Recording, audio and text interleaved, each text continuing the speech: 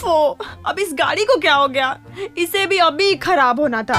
हे विश्वकर्मा भगवान, help me help me help me. क्या हुआ मैम? देखो ना भैया, गाड़ी स्टार्ट नहीं हो रही है। आप कहें तो मैं एक बार देख लूं? हाँ sure, why not. Low madam जी, आपकी गाड़ी तो स्टार्ट हो गई। अरे वाह, गाड़ियों से आपकी बड़ी अच्छी ट्यूनिंग लगती है जी।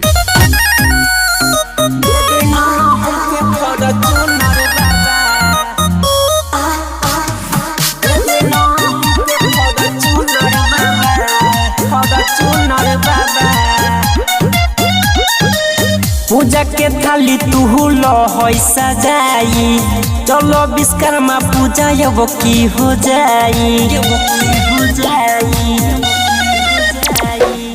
पूजा के थाली तू लो होई सजाई, चलो विश्वकर्मा पूजा अब की हो जाई।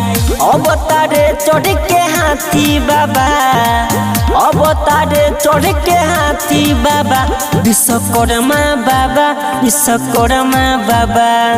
दे दिनो की फॉर्च्यूनर बाबा, विश्वकर्मा बाबा, विश्वकर्मा बाबा।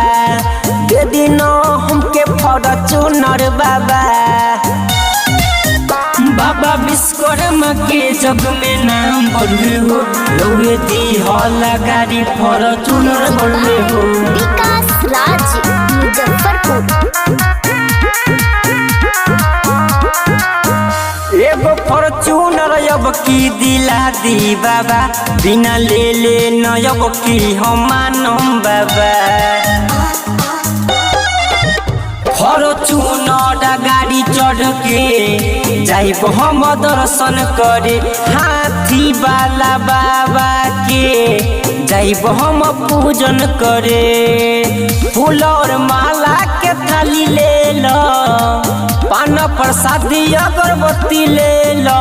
विश्वकर्मा बाबा, विश्वकर्मा बाबा। दे दिनो हमके फॉर्च्यूनर बाबा, विश्वकर्मा बाबा, विश्वकर्मा बाबा। दे दिनो हमके फॉर्च्यूनर बाबा।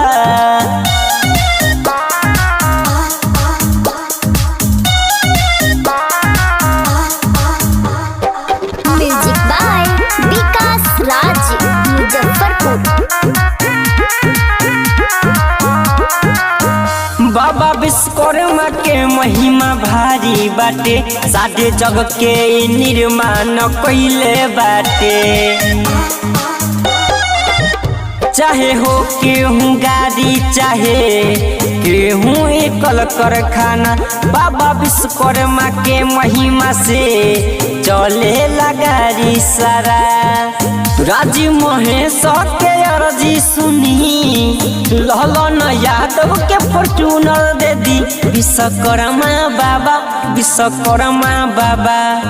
दे दिनो हमके फॉर्च्यूनर बाबा, विश्वकर्मा बाबा, विश्वकर्मा बाबा।